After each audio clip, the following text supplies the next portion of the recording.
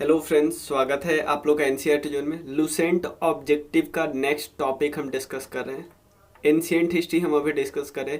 Ancient history में महाजनपद आज discuss करेंगे, महाजनपद आज कंप्लीट करेंगे। चलिए शुरू करते हैं। इसी तरह राकेश यादव का हम कर रहे हैं, आप इस नंबर को यूज कर सकते हैं। सेम हमने स्टैटिक कोर्स में भी काफ़ी ज़्यादा ऑलमोस्ट 90 वीडियो हो चुका है, क्लियर। और अभी भी काफ़ी कुछ आने वाला है, तो आप लोग इसको ज्वाइन कर सकते हैं। और इसमें पूरा कंप्लीट हम book to book, cover to cover कर रहे हैं।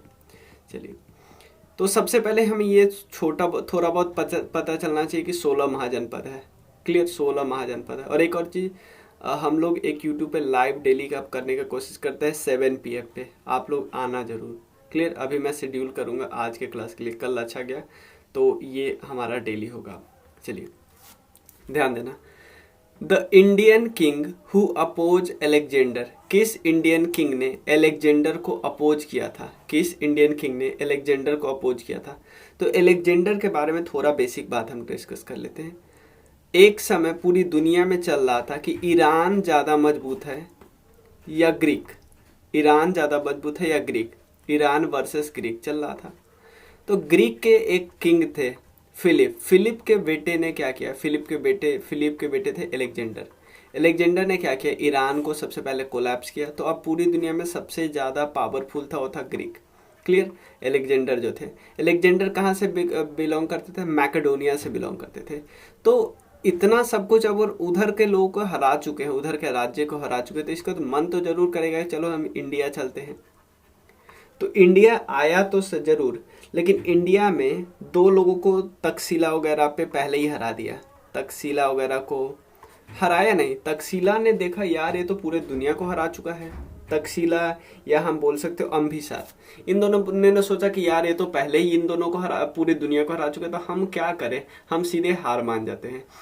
लेकिन अलेक्जेंडर जब इन लोगों को हरा दिया, उसके बाद अलेक्जेंडर और आगे आ रहे थे, तो झेलम नदी के किनारे पोरस खड़े हो गए कि नहीं, हम आपको सीधे जाने नहीं देंगे, हम हार नहीं मानेंगे, हम लड़ाई करेंगे। तो पोरस ने क्या किया? बहुत अच्छे से लड़ाई किया। भले ही बाद में पोरस की हार हुई, लेकिन अलेक्जेंडर को कोई सही में रेसिस्टेंस दिया था तो वो पोरस है, क्लियर। एलेक्जेंडर बहुत ज़्यादा खुश हो गए, क्योंकि एलेक्जेंडर यार पूरी दुनिया को हरा के आ चुका था, और भारत के एक छोटे से राजा से हार गया, मतलब जिसका टेरिटरी बहुत छोटा है, सैनिक बहुत कम है, उससे हारा नहीं, मतलब बहुत उसने रेसिस्टेंस दिखाया। तो एलेक्जेंडर का पोरस के द्वारा इतना अच्छे से लड़ाई करना ही एलेक्जेंडर का मेन रीजन है कि एलेक्जेंडर इंडिया में बाकी अंदर नहीं आए, क्लियर। इसको लगा कि यार छोटा सा किंग जिसके पास उतना सेना भी नहीं है, वो इतना रेसिस्टेंस दिखा सकता है, तो आगे तो धनानंद के पास इतना ज़्यादा सेना है। तो जब अलेक्जेंडर इंडिया में आया तो उस समय मगध के राजा कौन थे? धनानंद। धनानंद के बाद आए थे चंद्रगुप्ता। अलेक्जेंडर 326 BC में आया था। उसके बाद एलेक्जेंडर ऑब्वियसली धनानंद से लड़ने नहीं गया, आगे गया पोरस को हराने के बाद कुछ और रीजन को हराया, जैसे सकल एक राजा थे उसको हराया। उसके बाद ब्यास रिवर के पास गया, और ब्यास रिवर में अलेक्जेंडर के सैनिकों ने बोला नहीं सर नहीं जाएंगे, और उसके बाद ब्यास रिवर के बाद लौट गया। बेबीलोन में जाने के बाद डेथ हो गई, ठीक है।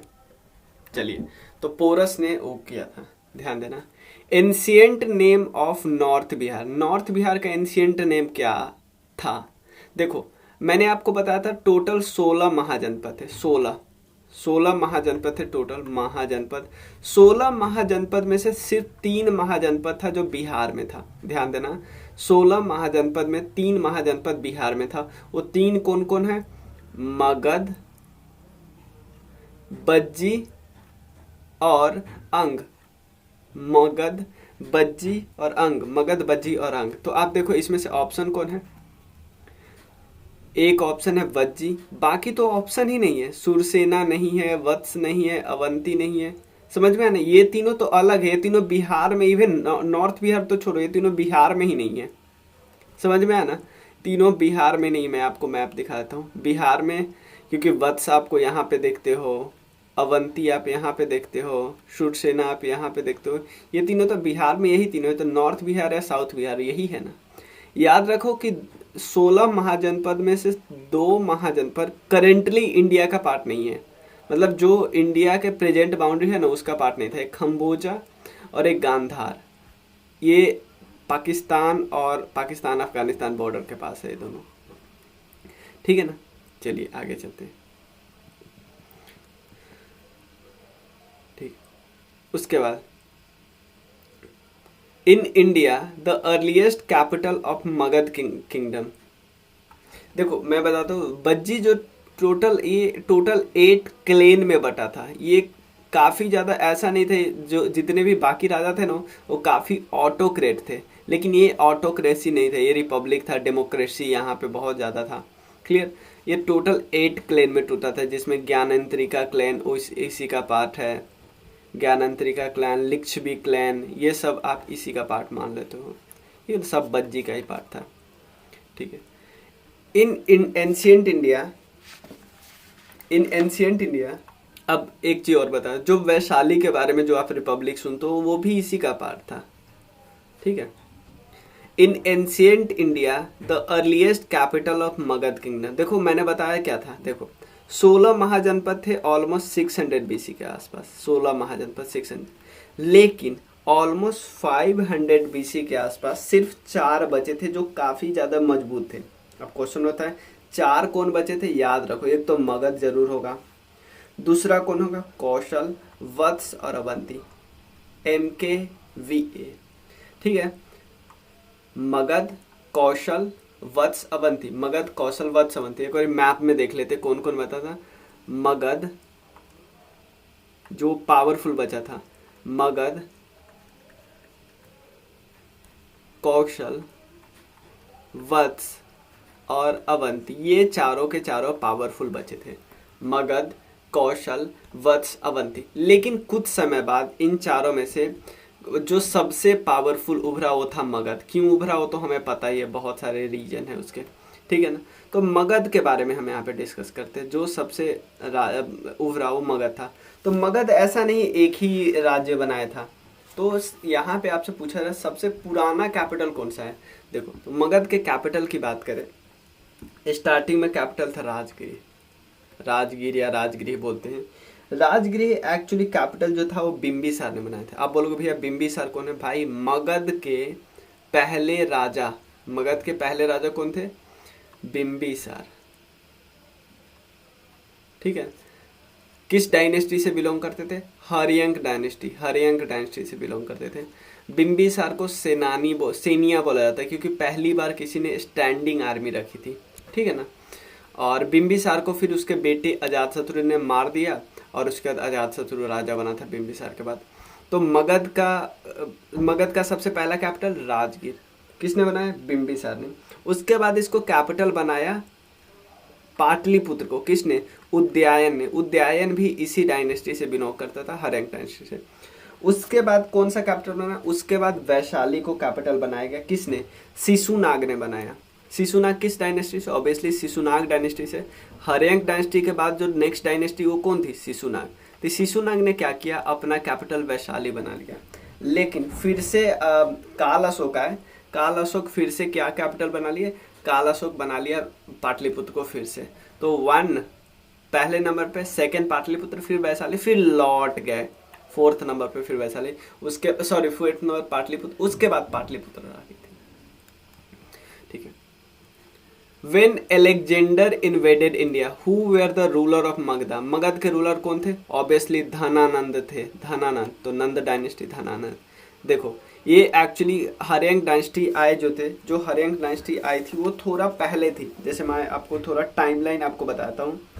ये 544 से लेके 412 तक, शिशुनाग 412 से 344 तक, नंद डायनेस्टी 344 से 322 तक, उसका रहे 322 से लेके 185 तक। तो ये नंद डायनेस्टी। और अलेक्जेंडर कब आया था, 326 बीसी में। तो अलेक्जेंडर की समय हुआ ना। ठीक है। चलिए, which one of the following ruler of Magadha was contemporary of Alexander. Alexander के कंटेम्प्ररी कौन थे इसमें से बताना। महापद्मानंदा, धनानंदा, सेम क्वेश्चन है। शुक्ल चंद्रगुप्त मौर्य, धनानंद थे। महापद्मानंदा नंद डायनेस्टी के फाउंडर जरूर है, लेकिन ये पहले नहीं थे। ठीक है। महापद्मानंद नहीं, यानी मतलब वो पहले थे, लेकिन कंटेम्पररी कौन थे, कंटेम्पररी थे धनानंद। क्लियर है, कोई दिक्कत नहीं है। तो महापद्मना को हम क्या बोलते हैं, एक वर्ड बार बार बोला जाता है, इसको बोलते हैं सर्व छत्र क्षत्रिय उछेत्रा। मतलब ये उछेत्रा मतलब नहीं, सर्व क्षत्रिय अंतक, मतलब सभी क्षत्रिय का अंत करने वाला, इनको बोला जाता है महापद्मनंदा को। इनको एक रथ भी बोला जाता है, एक रथ मतलब सोल मोनार्क यही थे, बहुत ज़्यादा पावरफुल थे, ये भी याद रखना है, ठीक है। चलिए, कलिंग को भी इन्होंने हराया था, ये भी कहीं से साक्ष्य पता चलता है। Where was the seat of the first republic of the world in the 6th century BC? Vaishali पहला रिपब्लिक था, ये हम सबको पता है। चलिए, वैशाली यहाँ पे देख सकते हो, ये बज्जी का कैपिटल भी था एक समय में। By which ruler Pataliputra were chosen, Pataliputra को सबसे पहले कौन चूज किया गया? देखो, पाटलिपुत्र का सबसे पहले कैपिटल कौन था? राजगिर, याद है हमें। दूसरी बार पाटलिपुत्र किसने चुना? उदयायन ने चुना था, ठीक है। थर्ड बार किसको कैपिटल चुना गया? वैशाली को। फिर फोर्थ टाइम फिर से पाटलिपुत्र को, ठीक है ना। वैशाली को जो कैपिटल चुना था वो था कैलस शिशुनाग, शिशुनाग। और उसके बाद पाटलिपुत्र फिर से जो ना काल अशोक। काल अशोक आपको नाम याद होगा, सेकेंड बुद्धिस्ट काउंसिल इसी के समय हुआ था। पहला बुद्धिस्ट काउंसिल अजात शत्रु, ठीक है ना, 483 BC। दूसरा काल अशोक, क्लियर। आपको यहाँ से प्रेसिडेंट वगैरह का भी नाम याद करना है, लेकिन ये हम लोग डिटेल में करेंगे नेक्स्ट चैप्टर में, क्लियर। ऐसे कुछ है, MSMB करके याद रखना है। पहला है महाकश्यप, शबकमी, मोगालीपुत्तिशा, बसुमित्रा। ये पहले के प्रेसिडेंट, दूसरे के प्रेसिडेंट, तीसरे चौथे, क्योंकि हमें वो याद रहता है कौन से राजा थे, तो बिल्कुल याद रहता है, अजातशत्रु, काल अशोक, अशोक और कनिष्क, ये तो हमें बिल्कुल याद रहता है। मेन प्रेसिडेंट कौन थे ये हम भूल जाते हैं और एग्जाम में आ सकता है, क्योंकि देखो अभी तक ये सारे क्वेश्चन आ चुके हैं, तो अब टाइम है ना इनका आने का एग्जाम में। महाकश्यप, शबकमी, मोगालीपुत्तिशा और बासुमित्र, ये प्रेसिडेंट थे। जगह पे भी बहुत ज़्यादा नहीं पूछा, राजगीर, वैशाली और पाटलिपुत्र, और उसके बाद कश्मीर का कुंदलग्राम। तो ये चारों है, ये तीनों इन्फॉर्मेशन आपको याद रखने हैं, क्लियर। पहले बुद्धिस्ट काउंसिल में 2 टेक्स्ट आया, हमें पता है कौन कौन, वो हम आगे डिस्कस करेंगे। The list of 16 महाजनपद। देखो, जो 16 महाजनपद है ना, वो आपको बुद्धिस्ट लिटरेचर में भी मिल जाएगा और इवन आपको मिल जाएगा जैन लिटरेचर में। बुद्धिस्ट लिटरेचर कहाँ? अंगुत्तर निकाय मिल जाता है। जैन लिटरेचर कौन है? भगवती सुत्ता, भगवती सुत्त में मिल जाता है, भगवती सुत्त में मिल जाएगा 16 महाजनपद। ये है जैन लिटरेचर, क्लियर। महाभारत के बारे में थोड़ा बेसिक जानकारी देख ले। इसमें 1 लाख से ज़्यादा श्लोक है और टोटल 18 पर्वन में बटा हुआ है। जो महाभारत है ना, टोटल 18 पर्वन में बटा हुआ है। तो आप बोलोगे भैया बता दीजिए एक बारी, जो भगवत गीता है वो किस पर्वन से लिया गया? वो भीष्म पर्वन से लिया गया है, BIHSHM, भीष्म पर्वन, क्लियर। भीष्म पर्वन से लिया गया है महाभारत का भगवत गीता वाला टेक्स्ट, भगवत गीता वाला। टोटल 18 पर्वन है। सबसे लार्जेस्ट पर्वन कौन है? शांति पर्वन, शांति पर्वन, क्लियर। कोई दिक्कत नहीं। चंद्रोदय उपनिषद के बारे में भी हम थोड़ा देख लेते हैं, क्या है। सबसे पहले उपनिषद क्या होता है? उपनिषद में एक्चुअली फिलॉसफी लिखी होती है। उपनिषद में हम फिलॉसफी लिखते हैं और कुछ नहीं उपनिषद में, क्लियर। चंद्रोदय उपनिषद एक्चुअली रिलेटेड है थोड़ा बहुत सामवेदा से। और सबसे लार्जेस्ट उपनिषद कौन है? वो तो याद कर सकते, वृहद अरण्यक, वृहद अरण्यक उपनिषद सबसे लार्जेस्ट है, ठीक है। और नेक्स्ट क्वेश्चन करते हैं, who was the first capital? Same बात कई बार रिपीट हो रहा है, राजगीर। किसने पाटलिपुत्र को, देखो सेम क्वेश्चन मैं नहीं कर रहा हूँ। First Republic was established in Vaishali. किसने, who by whom, किसके द्वारा एस्टैब्लिश किया गया था? पहला रिपब्लिक लिच्छवियों के द्वारा। मैंने बताया था ना जो वज्जी था, क्योंकि ये सब वज्जी का पार्ट है। वज्जी में टोटल 8 क्लेन है, क्लियर। और एक समय वज्जी कैपिटल हुआ करता, वज्जी का कैपिटल हुआ करता था वैशाली। तो वैशाली में रिपब्लिक बनना क्या मतलब, पूरे से वज्जी में रिपब्लिक बनना तो लिच्छवियों ने किया था, लिच्छवियों ने, याद रखना। ये आपको मिक्स मिलान करना है। तो देखो इसमें कुछ तो बिल्कुल आपको आज याद हो गए, जैसे अजात शत्रु, हरेंग डायनेस्टी, मगध, बाप फादर बिम्बिसार। अजात शत्रु क्या कराया, फर्स्ट बुद्धिस्ट काउंसिल करवाया, क्लियर। फर्स्ट बुद्धिस्ट काउंसिल के प्रेसिडेंट कौन थे, महाकश्यप। फर्स्ट बुद्धिस्ट काउंसिल के कहाँ पे हुआ, राजगीर, ठीक है। अब देखो अजात शत्रु हो गया। सेकेंड उद्यायन, उद्यायन, प्रयोदत, प्रसेनजित। अब देखो यहाँ पे आप ध्यान रखो, ये प्रसेनजित एक्चुअली कौशल के राजा थे, प्रसेनजित कौशल के राजा थे। तो डी का वन देखो इतना आसान था, हमें आगे जाना ही नहीं था, समझ में ना, हमें आगे जाना ही नहीं था, समझ में आया ना। देखो उसके अलावे प्रयोदत का क्या था, प्रयोदत का अवंती का राजा प्रयोदत था। उद्यायन वत्स का राजा था, ठीक है ना, उद्यायन वत्स का राजा था, ये थोड़ा सा ध्यान रखना है। अवंती का जो कैपिटल था ना वो था, जैसे आपको कैपिटल देख लेते हैं सबका, जैसे यहाँ पे अवंती का कैपिटल देखते दो है, एक है नॉर्थ अवंती का कैपिटल है उज्जैनी, और साउथ अवंती का कैपिटल है माहिष्मती। देखो नॉर्थ अवंती का कैपिटल है उज्जैनी, मैंने उज्जैन। साउथ अवंती का कैपिटल है माहिष्मती। कैपिटल पूछ सकता है, वत्स का कैपिटल क्या है, कौशाम्बी, क्लियर। वत्स का कैपिटल कौन है, कौशाम्बी, याद रखना है।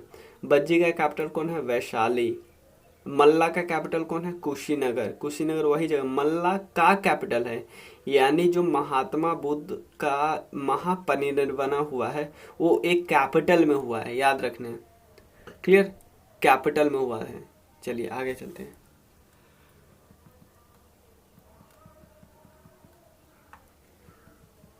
टेंथ हो गया। 11th, by which early ruler of Magadha murder his father। मैंने बताया था ना, अपने फादर का मर्डर कर दिया अजातशत्रु ने, बिम्बिसार का, और खुद राजा बन गया बिम्बिसार को। तो बिम्बिसार की इम्पोर्टेंट क्यों है, बिम्बिसार को एक्चुअली सेनिया बोला जाता है क्योंकि इसने पहली बार परमानेंट आर्मी रखी थी, ये बात हमें पता चल गया था। परमानेंट आर्मी के अलावा और क्या क्या किया था, गौतम बुद्ध के कंटेम्प्रेरी थे। मतलब ये बिल्कुल शादी विवाह पे के लिए बहुत ज़्यादा फेमस है बिम्बिसार। मतलब इसको लगता है रिलेशनशिप बनाने के लिए शादी कर लेते हैं, कई शादी की। कौशल के प्रिंसेस से शादी की, उसके बाद लिच्छवी प्रिंसेस से शादी की, और उसके बाद मद्रा से शादी की। ये बहुत सारा शादी करते थे, ठीक है ना। और इसने अंग को हराया था, ये भी बात है, ठीक है। उद्यायन जो थे उन्होंने पाटलिपुत्र को बनाया था और उसका कैपिटल बनाया था अपना, ठीक है। नागदर्शक पता है कौन थे, नागदर्शक लास्ट रूलर थे किसके, नागदूषक लास्ट रूलर थे किसके, इसके ही, मतलब हरेंग डायनेस्टी के। तो ये सारे राजा है हरेंग डायनेस्टी के। Arrange the following Magadha dynasty in the chronological order. देखो सबसे पहले हरेंग, उसके बाद हरेंग के बाद कौन आए थे बताइए, हरेंग के बाद आए थे नंद, नंद के बाद आए थे मौर्य, मौर्य के बाद शुंग। देखो सबसे हरेंग, फिर शिशुनाग, ऐसे याद कर लो, फिर नंद, मौर्य, उसके अलावा नदन, मतलब उसके बाद देखो ये चारों इंपॉर्टेंट थे। उसके बाद थोड़ा सा कमजोर पड़ने लगा, तो इस समय विदेशी आक्रमण भी होने लगा। तो देशी जो जो राजा थे उसका नाम था शुंगा, कानबा, सातवाहना, और उसके बाद चेदी मान लो जो उड़ीसा एरिया में थे।